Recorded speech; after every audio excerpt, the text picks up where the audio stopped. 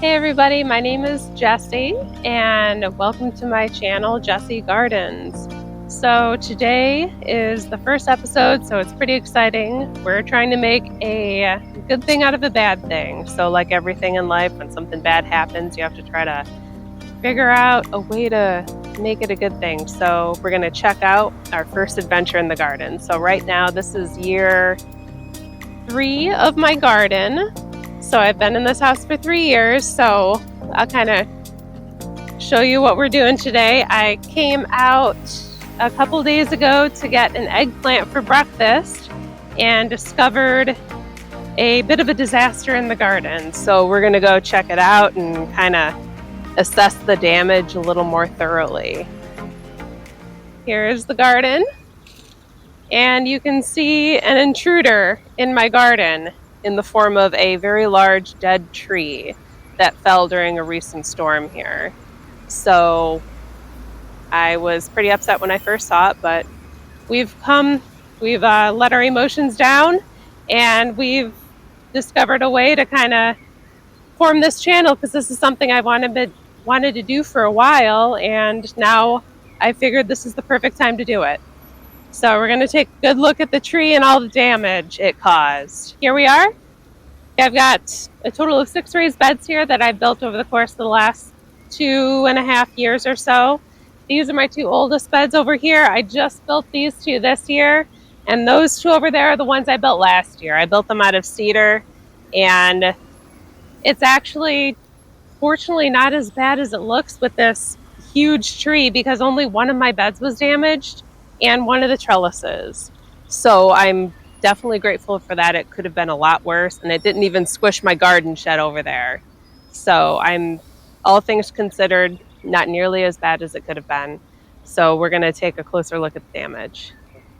All right, so here is the major damage that's done to one of my formerly beautiful raised garden beds. The huge tree branch fell, completely smashed this corner of the raised bed, and you can kind of see in here all the bottom where I have the logs and everything as part of the composting strategy I use for the raised garden beds. It's just completely smashed through, and I'll be honest, I don't know how on earth I'm going to fix it, but I'm sure there's a way, and I'm sure I can figure out.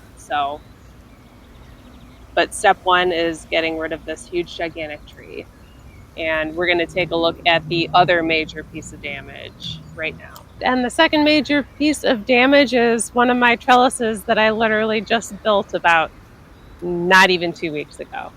So this was also a little bit upsetting to see. You can see like the bars are still in place because I have them in the ground about 3 feet. They're actually 7 feet tall, 7 foot 6 inches. So they're still pretty set in the ground, but this is just smashed to bits. So this is going to have to be completely removed and redone, which, if you guys want to see that in action, just let me know in the comments down below. Now we're going to go around to the garden shed to see exactly how big this tree is and how close it was to doing a lot more damage than it did. We're going to walk carefully around because of all the debris.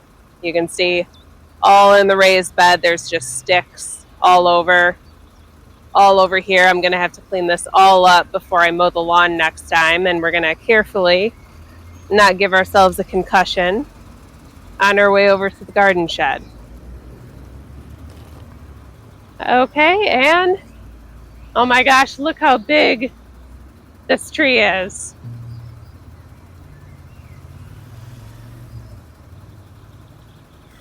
And here's my shed.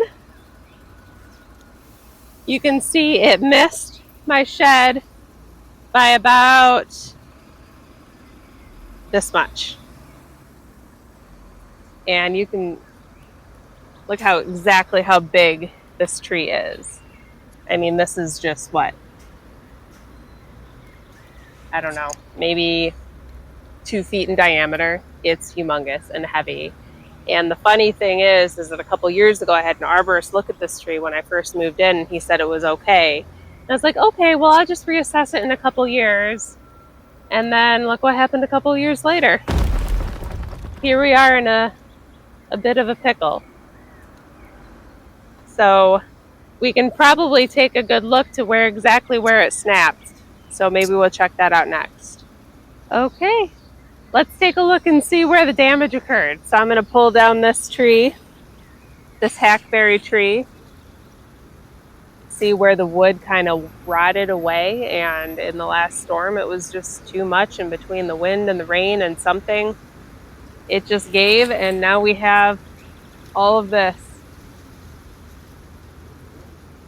I'm definitely going to have to get professional help for this one. Usually I manage most of my tree felling needs by myself because I have my 18-inch chainsaw and I just love chopping down all the trees and trying to take care of everything I can by myself. But this project, even I will admit, is a little too big and a little too dangerous just for me. So I'm not trying to injure myself in the course of my garden work. And we're going to do the responsible thing and call in the experts on this one. I hope you all enjoyed viewing this damage as much as I did, which wasn't very much, to be honest. But in the next video, we're going to see some professionals at work doing the initial takedown of this, and we're going to see how I managed to deal with the mess and how I'm going to repurpose hopefully all the wood that comes from this, because I love reusing one material and putting it into another project. So I'm going to do my best to use as much of this wood as I can with the help of professionals, taking it down, mulching it, chopping up the larger parts for me. So I hope you join me next time so you can see how it's done.